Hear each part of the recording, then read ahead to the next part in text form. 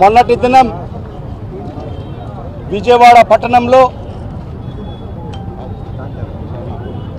రాజ్యాంగ నిర్మాత doctor BR Ambedkar గారి విగ్రహంపై మరి దాడి చేయడము, దీన్ని వైఎస్ఆర్ కాంగ్రెస్ పార్టీ పూర్తిగా ఖండిస్తుంది. మరి దానికి నిరసనగానే మరి ఈరోజు కడప నగరంలో ఒక శాంతియుత వాతావరణంలో మరి కొవ్వొత్తులతో నిరసన కార్యక్రమాన్ని చేపట్టడం జరిగింది. మరి ఈ కార్యక్రమంలో పాల్గొన్న ప్రతి ఒక్కరికి కూడా పేరు పేరున నా హృదయపూర్వక ధన్యవాదాలు తెలియజేసుకుంటున్నాను. మరి ఈరోజు డాక్టర్ బిఆర్ అంబేద్కర్ గారిపై దాడి అంటే నిజంగా యావత్ భారతదేశంపై దాడి అని చెప్పి మనం భావించాల్సిన అవసరం ఉంది. ఎందుకంటే డాక్టర్ బిఆర్ అంబేద్కర్ గారు ఒక వర్గానికి నాయకుడు కాదు, ఒక సామాజిక వర్గానికి నాయకుడు కాదు, ఈ దేశానికి నాయకుడు. మరి ఈరోజు భారతదేశంలో మరి ఈరోజు 140 కోట్ల మంది స్వేచ్ఛాయుతంగా ఈరోజు జీవనం కొనసాగిస్తున్నారంటే మరి ఆయన రచించిన రాజ్యాంగం వల్లనే అని చెప్పి మనమందరం కూడా భావించాల్సిన అవసరం ఉంది. మరి ఈరోజు మరి ఆ విగ్రహం పైన దాడి కాదు, అది మన రాజ్యాంగం పైన దాడి అని చెప్పి కూడా మనం భావించాల్సిన అవసరం ఉంది. దీన్ని ప్రతి ఒక్కరు కూడా కులాలకు అతీతంగా, వర్గాలకు అతీతంగా, పార్టీలకు అతీతంగా కూడా మరి దాన్ని మనమందరం కూడా ఖండించాల్సిన అవసరం ఎంతైనా ఉంది. మరి అన్ని రాజకీయ పార్టీలకు కూడా, మరీ ముఖ్యంగా దళిత సంఘాల నాయకులకు కూడా నేను ఒకటే విజ్ఞప్తి చేస్తున్నాను, ఖచ్చితంగా మీరందరూ కూడా దీన్ని పూర్తిగా ఖండించాల్సిన అవసరం ఉంది. ఎందుకంటే ఎప్పుడైనా ఎస్సీ జిల్లా అధ్యక్షుడు మాట్లాడుతూ మరి ఏదైతే చంద్రబాబు నాయుడు గారికి దళితులంటే ఎప్పుడు కూడా ప్రేమ కాదు. మరి ఆయన చెప్పే మాటలు ఎప్పుడైనా మనం చూశాం.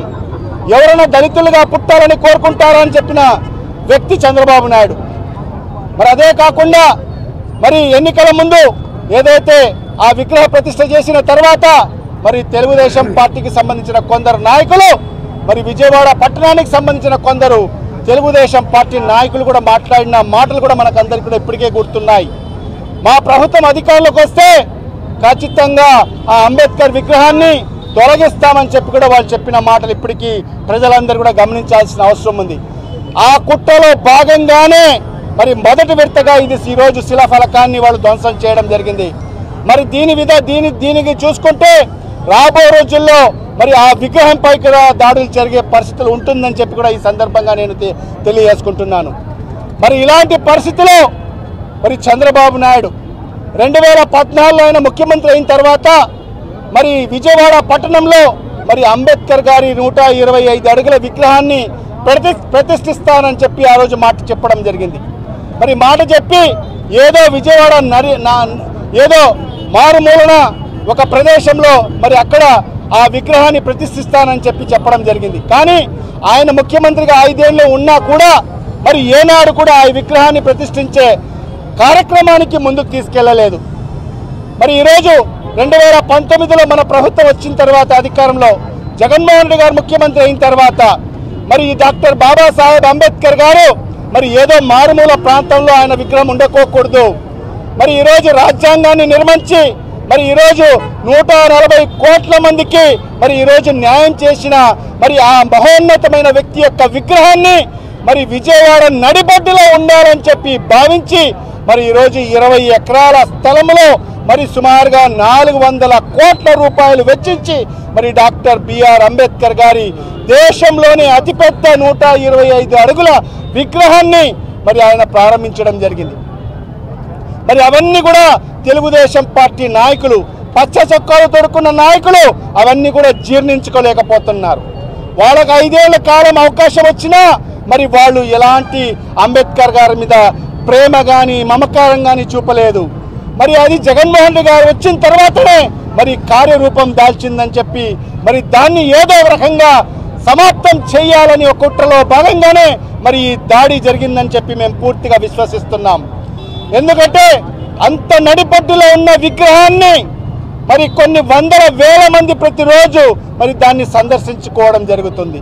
మరి అలాంటి పరిస్థితిలో మరి వాళ్ళందరినీ కూడా బయటికి పంపించేసి లైట్లు ఆఫ్ చేసేసి మరి అధికారుల సమక్షంలోనే మరి కత్తులతో కొడవళ్లతో మరి దాని మీద దాడి జరిగిందని చెప్పి మరి మీడియా సోదరులందరూ కూడా దానికి ప్రత్యక్ష సాక్షులు అని చెప్పి కూడా తెలియజేసుకుంటున్నాను. మరి ఇవన్నీ కూడా ప్రతి ఒక్కరు కూడా ఖండించాల్సిన అవసరం ఉంది. మరి ఈరోజు డాక్టర్ బాబాసాహెబ్ అంబేద్కర్ గారి ఆశయ సాధన కోసం ఖచ్చితంగా వైఎస్ఆర్ కాంగ్రెస్ పార్టీ కట్టుబడి ఉంది. మన నాయకుడు వైఎస్ జగన్మోహన్ రెడ్డి గారు బాబాసాహెబ్ అంబేద్కర్ గారి ఆశయ సాధన కోసం మనం ముందుకెళ్తాం.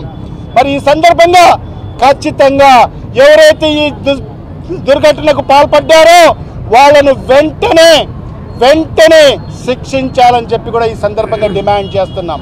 మరి గౌరవ ముఖ్యమంత్రి గారికి డిమాండ్ చేస్తున్నాం, చంద్రబాబు నాయుడు గారికి.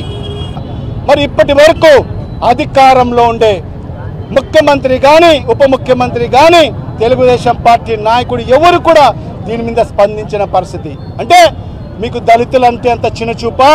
దళిత నాయకుడు అంటే అంత చిన్నచూపా? మీరు ప్రజలకు సమాధానం చెప్పాలి. మరి ఈరోజు వైఎస్ఆర్ కాంగ్రెస్ పార్టీ మరి ముఖ్యమంత్రి గారికి డిమాండ్ చేస్తున్నాం, మీరు వెంటనే ఈ రాష్ట్ర ప్రజలకు క్షమాపణ చెప్పాలి. మరీ ముఖ్యంగా దళితులకు క్షమాపణ చెప్పాలి.